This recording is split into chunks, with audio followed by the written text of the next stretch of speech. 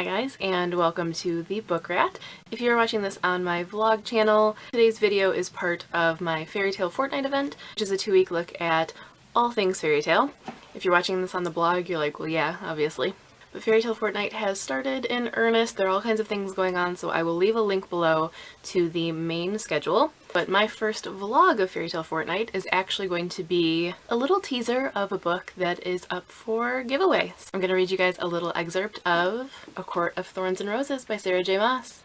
I know a lot of you have been very eager to know my thoughts of this one. I will be reviewing it very soon, but today I'm giving you guys a little taste of it as well as an opportunity to win. The full synopsis of the book as well as all of the info on how to win is below, so you can check that out there, but I'm going to get straight into the excerpt. All you need to know before I start is that this comes right from the beginning when the main character Feyre is in the forest hunting to put food on the table for her family who is very impoverished. And just a quick disclaimer, because this is from an advanced copy of the book, this isn't final. Things could change. The wording might be a little bit different in the final copy, so just be aware of that. But here we go. Bushes rustled across the clearing. Drawing my bow was a matter of instinct.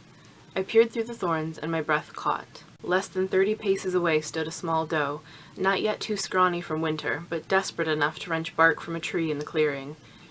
A deer like that could feed my family for a week or more. My mouth watered. Quiet as the wind hissing through dead leaves, I took aim. She was so ignorant, so unaware that her death waited yards away. She continued tearing off strips of bark, chewing slowly. I could dry half the meat, and we could immediately eat the rest. Stews, pies. Her skin could be sold, or perhaps turned into clothing for one of us. I needed new boots, but Elaine needed a new cloak, and Nesta was prone to wanting anything someone else possessed. My fingers trembled. So much food. Such salvation.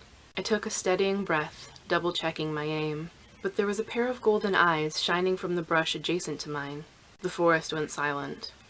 The wind died. Even the snow paused. We mortals no longer kept gods to pray to, but if I had known their lost names, I would have prayed to them. All of them. Concealed in the thicket, the wolf inched closer, its gaze set on the oblivious doe. He was enormous. The size of a pony.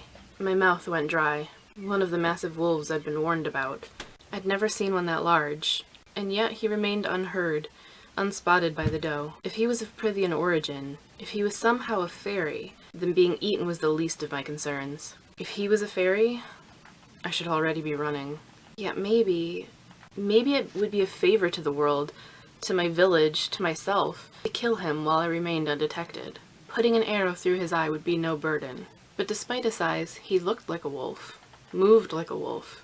Animal, I reassured myself. Just an animal. I had a hunting knife and 3 arrows. The first 2 were ordinary arrows, simple and efficient, and likely no more than bee stings to a wolf that size.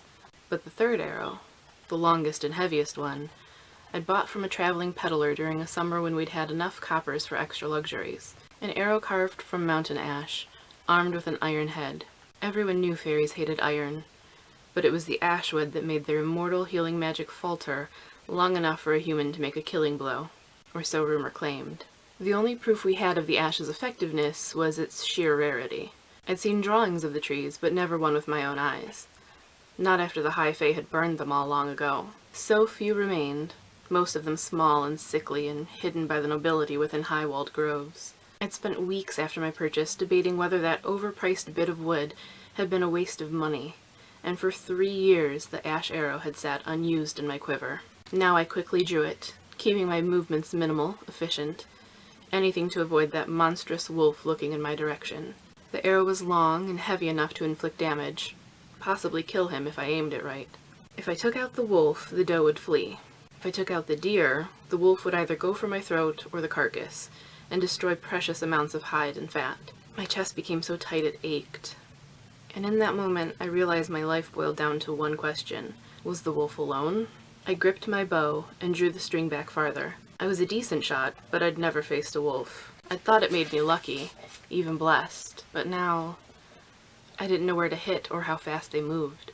I couldn't afford to miss, not when I only had 1 ash arrow. And if it was indeed a fairy's heart pounding under that fur, then good riddance. Good riddance after all their kind had done to us.